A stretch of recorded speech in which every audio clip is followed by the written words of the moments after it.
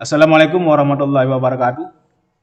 Jumpa lagi dengan channel kami, channel yang membahas mengenai dunia pendidikan dan teknologi.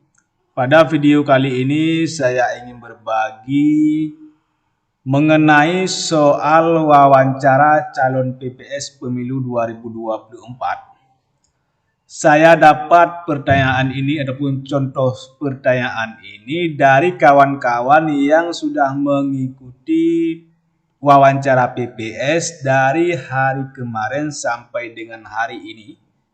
Ada beberapa wilayah sudah melakukan tes wawancara. Maka saya kumpulkan dari kawan-kawan, maka akan saya jadikan satu buah video ini. Dan langsung saja kepada pertanyaan nomor 1. Ada berapa macam pemilih? Ini yang sudah keluar di wilayah lain ada pertanyaan seperti ini. Maka jawabannya ada 3 macam pemilih.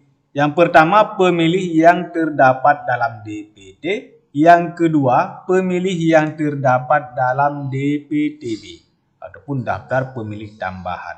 Yang ketiga yaitu pemilih DPK.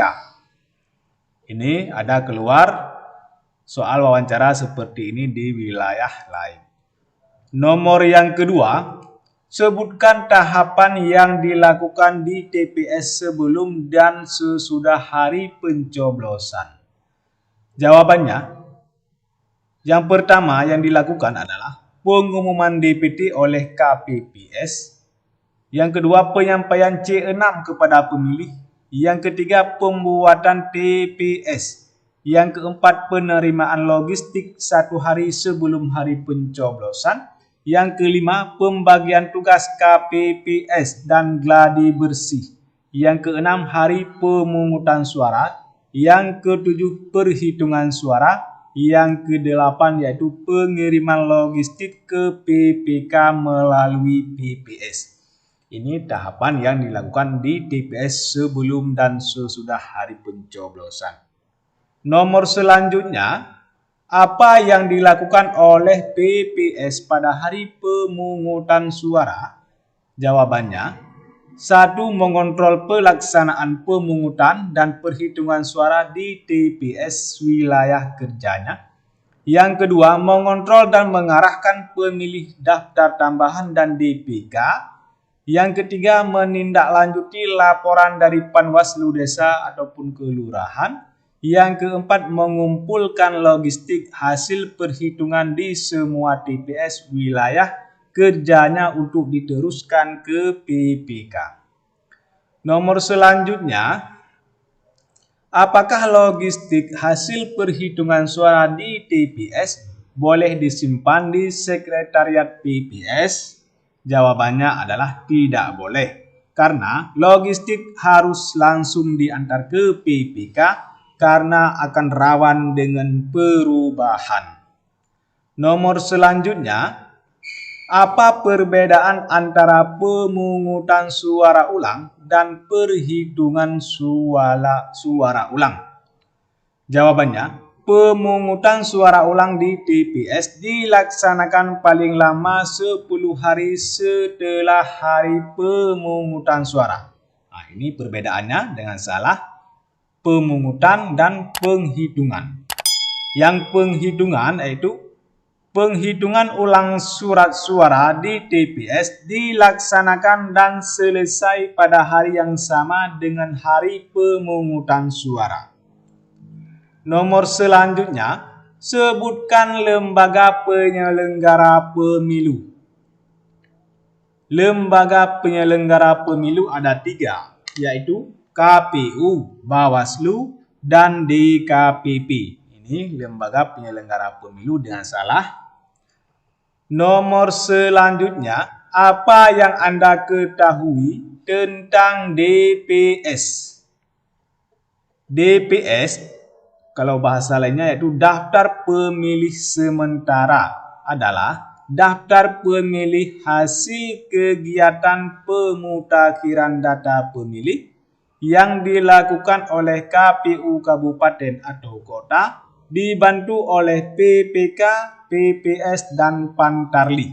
Ini yang termasuk ke dalam DPS ataupun daftar pemilih sementara. Nomor selanjutnya, apa yang Anda ketahui tentang DPT?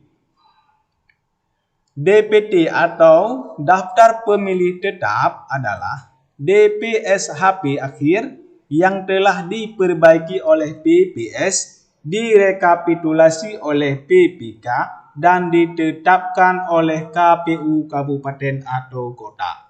Itulah yang termasuk ataupun yang kita ketahui tentang DPT. Dan nomor selanjutnya, apa yang Anda ketahui tentang DPTB dan DPK? DPTB, daftar pemilih tambahan. Ini ya, DPTB adalah daftar pemilih tambahan. Daftar pemilih yang telah terdaftar dalam DPT di suatu TPS yang karena keadaan tertentu pemilih tidak dapat menggunakan haknya untuk memilih di TPS tempat yang bersangkutan terdaftar dan memberikan suara di TPS lain. Nah, inilah yang termasuk ke dalam daftar pemilih tambahan. Yang termasuk ke dalam DPK adalah daftar pemilih khusus, adalah daftar pemilih yang memiliki identitas kependudukan tetapi belum terdaftar dalam DPT dan DPTB. Nomor selanjutnya, ini adalah hal-hal yang wajib kita ketahui sebagai calon anggota PPS sebelum mengikuti seleksi wawancara. Ini harus kita ketahui. Yang pertama, jumlah DPT dalam kabupaten. Jumlah DPT dalam kabupaten Anda sendiri dan berapa jumlah dapil di kabupaten Anda. Berapa dapil yang ada di kabupaten. Selanjutnya yang ketiga yaitu kecamatan Anda masuk ke dalam dapil berapa. Itu kita harus ketahui, kita masuknya ke dapil berapa. Dan jumlah DPT pemilu sebelumnya di kecamatan Anda dan berapa jumlah sekarang. DPT sebelumnya dan DPT sekarang berapa jumlah, kita secara rinci kita harus ketahui sebelum kita melakukan ataupun menghadiri wawancara sebagai calon anggota PPS. Dan berapa jumlah kelurahan dan desa di wilayah Anda. Nah, kita harus ketahui yaitu desa-desa yang ada di kecamatan kita sendiri kita harus kita ketahui. Bahkan desa yang ada di kabupaten kita sendiri, berapa jumlah desa yang ada di kabupaten. Yang nomor 6, berapa jumlah TPS di wilayah kecamatan Anda pada pemilu sebelumnya. Nah, ini kita bisa cari dan di internet berapa jumlah TPS yang ada di wilayah kecamatan kita sendiri. Yang nomor ke-7, bagaimana cara menentukan jumlah TPS di wilayah Anda? Nah, yang pertama caranya itu, cara menentukan jumlah TPS adalah jumlah DPT kecamatan dibagi 300. Nah, kita hitung dulu DPT per kecamatan berapa, lalu kita bagi 300 dan nanti keluarnya yaitu jumlah TPS. Itulah jumlah TPS. Karena tiap TPS ini 300 daftar pemilih. Maksimalnya 300 daftar pemilih satu TPS. Tidak boleh melebihi dari 300. Kalau misalnya 302, itu harus kita gunakan 2 TPS di desa tersebut. Karena tidak boleh melebihi dari 300. Yang nomor 8 yaitu siapa nama camat Anda. Nah, kita harus ketahui nama camat siapa, nama Kapolsek siapa, nama dan ramil wilayah kecamatan kita sendiri harus kita ketahui, nama Panwascam. Nah, nama Panwascam harus kita ketahui, nama PPK juga.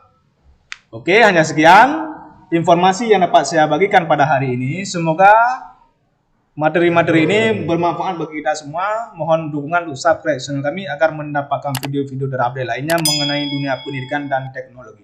Terima kasih. Assalamualaikum warahmatullahi wabarakatuh.